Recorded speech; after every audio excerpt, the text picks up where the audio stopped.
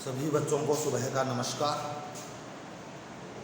हमारे जो अध्याय चल रहा है उसका नाम है अमर शहीद। इस अध्याय के लेखक हैं श्री लक्ष्मी नारायण रंग।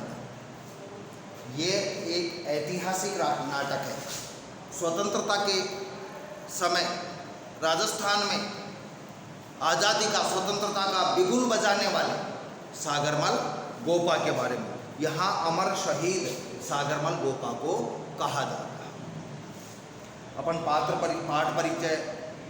परिचय पढ़ चुके हैं अपन कि सागरमल गोपा है 46 साल का। गुमान सिंह रावलोत है जो जैसलमेर के पुलिस अधीक्षक है, और जेलर कर्णिदान है जो जैसलमेर जेल के इंचार्ज है। 3 सिपाही हैं, बीरबल, मुनका सोहिब और अहमद कल।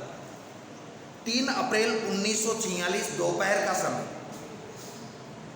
पर्दा उठने पर जेल की कोठरी का आंतरिक भाग दिखाई देता है। अंदर से जेल की कोठरी दिखाई देती है। रंगमंच के बीच सागरमल गोपा बैठा है। उसके हाथ पीछे करके उल्टी हथकड़ी लगाई हुई, हाथ पीछे करके ऐसे करके उल्टी हथकड़ी बांधी हुई है उसके। वैसे हथकड़ी तो ऐसे आगे भी लगा सकते हैं, लेकिन उसके हाथ पीछे करके, पीठ के पीछे करके, कमर के पीछे करके हथकड़ी लगाई गई है। तथा पाँव में भारी बेड़ियाँ, उसके पैरों में भारी बेड़ियाँ, ताकि वो चल फिर नहीं सके। बेड़ियों के कारण उसके पाँव में घाव पड़ गए। बच्चों, बेड़ियाँ लंबे समय से उसके पैरों में जकड़ी हुई थी, डाल रखी थी। इसके कारण वो बार बार रगड़क लगने के कारण उसके पैरों में घाव पड़ गए थे। इसके कारण बेड़ियों के कारण, तथा उन घावों से खून बह रहा है। सागरमल गोपा ने धोती कुर्ता पहन रखा है जो मैले कुचले, स्वाभाविक है मैले कुचले होंगे क्योंकि वो कैद में है, जेल में है। कौन कपड़े धोता, कौन कपड़े बदलता, वही कपड़े पहन रखे हैं जब से गए हैं वो। बैंतों से बार बार पिटने से, डंडा जो पुलिस वालों के पास बैंत होता है, बैंत से बार बार पिटने से कपड़े जगह जगह से फटे हुए हैं। बार बार पिटने से कपड़े जगह जगह से फट गए, तथा उन पर खून के दाग लग गए। क्योंकि जहाँ ज़्यादा लगी होगी, बार बार लगी होगी, तो वहाँ खून निकल आया होगा, तो वहाँ पर कपड़ा भी फटा हुआ है और वहाँ उस फटे हुए कपड़े के आसपास खून के निशान। सागर के चेहरे पर गहरी वेदना के चिन्ह, बहुत दुख, बहुत पीड़ा के चिन्ह है। ऐसा लगता है उसको देखकर कि बहुत परेशान है, दुखी है। वह हिलता है तो दर्द से हल्की चीख निकल जाती है। जब वह हिलता है तो दर्द के कारण हल्की चीख निकल जाती है उसकी। वह दांत भींचकर दर्द को दबाने की कोशिश करता है ताकि आह ऊह की आवाज़ न निकले। दांत भींचकर दर्द को दबाने की कोशिश करता है, पर नीचे के अंगों में मिर्ची भरी होने की, मिर्ची की लुगदी होने के कारण, मिर्ची उसके निचले अंगों में मिर्ची लगाई हुई है, उसके थोड़े हिलते ही तेज चीख बरबस निकल जाती है। पीछे के दरवाजे में गुमान सिंह रावलोत खूनी भेड़िए की सी नज़र और मुस्कान लिए खड़ा रहता है। पीछे के दरवाजे में गुमान सिंह रावलोत खूनी भेड़िए की सी नज़र और मुस्कान लिए खड़ा नजर आता है। दृश्य है, सागर और गुमान सिंह के बात होती है। चीख कर सागर कहता है, नहीं नहीं, यह पीड़ा, यह अपमान, यह आग अब नहीं सहीगा। यह दुख, यह कष्ट, यह पीड़ा अब सहन नहीं होता। गुमान सिंह कहता है हंसकर, नहीं सही जाती तो महाराव जवाहर सिंह से माफ़ी मांग लो कि भाई यदि ये पीड़ा, ये दुख दर्द नहीं सहन किया जाता तो महाराज जो जवाहर सिंह हैं जैसलमेर के, उनसे माफ़ी मांग लो। यदि ये पीड़ा, ये अपमान, ये दर्द नहीं सहा जाता तो। सागर कहता है माफ़ी? किस बात की माफ़ी? अरे भाई माफ़ी तो मांगू, लेकिन किस बात की माफ़ी मांगूं? कौन से अपराध की माफ़ी मांगूं मैं? ये बात सागरमल कहता है। गुमान कहता है, सागर अगर एक अपराध हो तो बताओ। यदि तूने एक अपराध किया हो, एक गलती की हो तो मैं बताऊं। राजद्रोह करके तुमने तो जैसलमेर की नाक कटवा दी, राजद्रोह करके, राजा से विद्रोह करके तुमने जैसलमेर की नाक कटवा दी। जैसलमेर नाक कटवाना, बदनामी करवाना, अपमानित करवाना, तूने बदनाम कर दिया, जैसलमेर की नाक कटवा दी। कोई एक अपराध हो तो बताऊं, तूने तो कई अनेक अपराध किए। सागर कहता है राष्ट्र प्रेम करके नाक ऊंची कर दी गुमान से, कि गुमान से नाक नहीं कटवाई, मैंने तो देश प्रेम करके देश की नाक ऊंची कर दी, और तुम कहते हो मैंने देश की नाक कटवा दी, जैसलमेर की नाक कटवा दी। अरे नाक कटवाने की बात छोड़ो, मैंने तो देश का नाक ऊंचा कर दिया, देश के सम्मान को बढ़ा दिया। गुमान सिंह सारे देश में, सारी दुनिया में, गुमान कहता है लानत है तेरी इस नाक पर, लानत है, धिक्कार है, तेरी इस नाक पर धिक्कार है। महारावल की जगह यदि मैं होता, यदि महाराज की जगह मैं होता तो राजद्रोह में तेरी, यदि महाराज, वो तो महारावल रह गए, महाराज की जगह यदि मैं होता तो राजद्रोह में तेरी बोटी बोटी नुचवा देता, तेरी बोटी बोटी कटवा। लानत है तेरी इस नाक पर, महारावल की जगह यदि मैं होता तो राजद्रोह में तेरी बोटी बोटी नुचवा देता, छोटे छोटे टुकड़े करके राजा से विद्रोह करने के चक्कर में तेरी बोटी बोटी नुचवा देता। सागर कहता है पर क्यों? गुमान इसलिए कि तुमने अन्नदाता के साथ गद्दारी की है। अन्नदाता,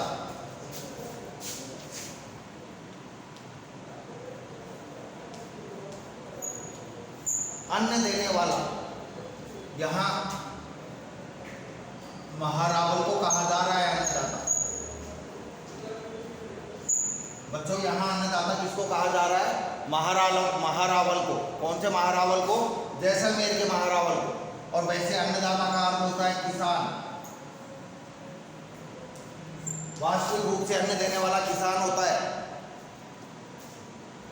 इसलिए कि तुमने अन्नदाता के साथ गद्दारी की, तुमने जैसलमेर राज्य का गुंडा शासन और रघुनाथ सिंह का मुकदमा किताबें लिखी। महारावल को, महाराज को डाकू, खूनी, हिंसक और आतताइयों का रक्षक कहा। आतताइयों का रक्षक, उद्दंड लोगों का रक्षक, आतंक फैलाने वालों का रक्षक कहा। इस राज्य को जंगल का राज्य कहा तुमने। इस राज्य को क्या बताया तुमने? जंगल का राज्य कहा, जंगल बताया इसको, इसमें कोई व्यवस्था ही नहीं हो। सागर कहता है गुमान सिंह को कि अपने कलेजे पर हाथ रखकर सोच, गुमान सिंह अपने दिल पर हाथ रखकर सोच, क्या मैंने यह गलत कहा है? जो भी मैंने कहा वो मैंने गलत कहा क्या? जो मैंने कहा क्या ऐसा कुछ नहीं हो रहा राज्य में? गुमान कहता है बिल्कुल गलत। अरे नमकाराम, तेरी पीढ़ियों ने जिस भाटी महारावल का नमक खाया है, तेरे पूर्वजों ने, तेरे बाप दादाओं ने, तूने उसी थाली में छेद किया है। गद्दार। गुमान कहता है बिल्कुल गलत। गुमान कहता है बिल्कुल गलत। अरे नमकाराम, तेरी पीढ़ियों ने जिस भाटी महारावल का नमक खाया, तूने उसी थाली में छेद किया है। गद्दार। सागर गुस्से से, गद्दार मैं नहीं, गद्दार तुम और तुम्हारे महारावल दोनों हो। गद्दार मैं नहीं हूँ, गद्दार तो गुमान सिंह तुम हो और तुम्हारे महारावल, महाराज हैं, दोनों हो, जो अंग्रेजों की छत्र छाया, अंग्रेजों का आशीर्वाद पाने के लिए मातृभूमि के साथ गद्दारी कर रहे हो। अपनी मातृभूमि के साथ, अपने देश के साथ तुम गद्दारी कर रहे हो, केवल अंग्रेजों की कृपा दृष्टि प्राप्त करने के लिए। जनता को डंडे और अंधे कानून से दबाते हो। अंधा कानून बना रखा है। कानून का मतलब होता है जो सब कुछ देखे, सही को सही और गलत को गलत कहे, लेकिन तुमने तो अंधा कानून बना दिया। डंडे के दम पर तुम ऐसा शासन चाहते हो। मैंने जो भी किया जनता के हित में किया। सागर कहता है मैंने जो भी किया लोगों का भला हो, जनता का हित हो, मैंने ये सोचकर किया। गुमान सिंह कहता है झूठे, क्या तुमने राज्य की जनता को नहीं उकसाया? लोगों को भड़काया नहीं क्या? क्या तुम लोगों ने ताजियों का झगड़ा नहीं भड़काया? ताजियों का झगड़ा भड़का दिया, जो मुसलमान ताजिए निकालते हैं वो झगड़ा भड़काया। क्या तुम लोगों ने दर्जी सत्याग्रह नहीं कराया? तुम लोगों ने दर्जियों का भी सत्याग्रह करा दिया। क्या तुमने हड़तालें और भूख हड़तालें नहीं कराई? तुमने हड़ताल करवाई, भूख हड़ताल करवाई। क्या तुमने क्रांतिकारी कविताएं नहीं लिखी? देशभक्ति की कविताएं नहीं लिखी तुमने? क्या तुमने जैसलमेर के किले पर तिरंगा झंडा लहराने की कोशिश नहीं की? बच्चों, वैसे एक बात है, जब पूरा देश स्वतंत्रता के लिए छटपटा रहा था, आंदोलन कर रहा था, और जैसलमेर में एक हिंदू का शासन था, यदि वहां जैसलमेर के किले में तो उस राजा को ही तिरंगा लगा देना चाहिए था, फहरा देना चाहिए। क्या तुम लोगों ने नहीं कहा कि महारावल को नजराना भेंट नहीं करेंगे, उपहार गिफ्ट नहीं देंगे? क्या तुम लोगों ने संकल्प नहीं लिया कि महारावल के सामने सिर नहीं झुकाएंगे? बोल बोल, तुम लोगों ने यह सब किया या नहीं? तुम लोगों ने ये सब किया या नहीं? सागर कहता है किया किया किया, 100 बार किया और 1000 बार करूंगा। ये जो काम किए हैं इनके लिए मैं कह रहा हूं, सागर कहता है कि मैंने किया है और 100 बार नहीं 1000 बार करूंगा ये काम, क्योंकि ये अच्छे काम है। इसमें कहीं कोई गद्दारी या नफरत की भावना नहीं है, ये देश प्रेम की भावना है। ये काम किए और 100 बार नहीं 1000 बार करूंगा ये काम, बार बार करूंगा। गुमान सिंह कहता है गुस्से से, और तेरे जैसे पीवने सपोलियों को, पीले जहरीले सपोलिये को, सपोलिया सांप का बच्चा होता है, छोटा सांप होता है, मैं पाँव से कुचल देना चाहता हूँ। तेरे जैसे पीवने सपोलियों को, जहरीले सपोलियों को मैं पाँव से कुचल देना चाहता हूँ। सागर कहता है गुमान सिंह, तुम्हारे डायर और ओ डायर मेरी आवाज़ दबा नहीं सकते। तुम्हारे जो अधिकारी अंग्रेज अधिकारी हैं वो और तुम मेरी आवाज़ को नहीं दबा सकते। तुम्हारे महारावल और सामंत मंडल मेरी आवाज़ से हिल उठेगा। मेरी आवाज़ में वो आग है जो तुम्हारी राक्षसी सामंती व्यवस्था को शमशान बना देगी। ये राक्षसों वाली सामंतशाही जो व्यवस्था है, राक्षसों वाली, इसको शमशान बना देगी। मतलब तुम्हारा सब कुछ नष्ट हो जाएगा, तुम्हारी मौत का पैगाम बन जाएगी मेरी आवाज़। मेरी सांसों की एक फूंक से तुम्हारे जुर्म का राज्य ताश के महल की तरह उठ जाएगा। मेरी सांसों की फूंक से, कहने का मतलब है मेरे प्रयासों से तुम्हारा जो शासन है वो नष्ट हो जाएगा, क्योंकि मेरे प्रयासों से राज्य की पूरी जनता एकजुट हो जाएगी, और पूरी जनता एकजुट होकर तुम्हारे विरुद्ध खड़ी होगी तो तुम कुछ भी नहीं कर सकोगे। तुम्हारा शासन ताश के महल की तरह उखड़ जाएगा, उड़ जाएगा। गुमान कहता है चीख कर, ओह चुप कर कमीने, यह सामंती व्यवस्था तो शमशान बनेगी या नहीं? मेरी मौत का पैगाम आएगा या नहीं? पर तेरी मौत तेरे सिर पर अवश्य मंडरा रही है। ठहर, अभी बताता हूँ। जोर से पुकारता है बीरबल, मुनका सोहिल, अहमद गलर। बाहर से तीनों की आवाज़ एक साथ। हुकुम रावलोद जी, समान सूचक शब्द है। सिपाहियों से कह दो। गुमान सिंह कहता है कि सिपाहियों से कह दो। ये भी तीनों भी सिपाही थे बच्चों, लेकिन इनसे नीचे के जो सिपाही थे, सिपाहियों से कह दो कि इस आज़ादी के कुत्ते को, ये आज़ाद होना चाहता है, आज़ादी का बिगुल बजा रहा है, इस आज़ादी के कुत्ते को थप्पड़े, लातें, घूंसे, लाठी और बूटों की ठोकरें मारे, जूतों से मार मार कर इसका कचूमर निकाल दो। बीरबल बाहर से ही, चलो सिपाहियों निकाल लो अपने हाथ पाँव के बट। तुम्हारे हाथ पाँव में जो एक बट निकाल लो, यानी जो कमी है वो दूर कर लो। सिपाही आते हैं, कोई थप्पड़ मारता है, कोई बूट की ठोकर, कोई पीठ पर घूंसा मारता है, कोई लाठी मारता है। सागर हाय हाय करता है। थोड़ी देर ये मारपीट चलती है, उसकी पिटाई होती है, फिर वे सागरमल को ज़मीन पर गिरा देते हैं।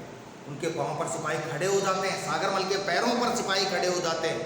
वह जोर से चीखता है। गुमान सिंह व सिपाही जोर से हंसते हैं। सागरमल तड़फ कर बेहोश हो जाता है। गुमान सिंह कहता है फेंक दो इस जिंदा लाश को। सिपाही बेहोश सागरमल को घसीट कर रंगमंच के एक तरफ डाल देते हैं। इसी समय जेलर दरवाजे में से आता है। वह सागर की ओर ध्यान से देखता है। जेलर साहब आते हैं, और जेलर का नाम था बच्चों कर्णीदान। वो सागरमल की तरफ बड़े ध्यान से, बड़े गौर से देखता है। ठीक है बच्चों, आज के लिए यहीं। ठीक है, धन्यवाद।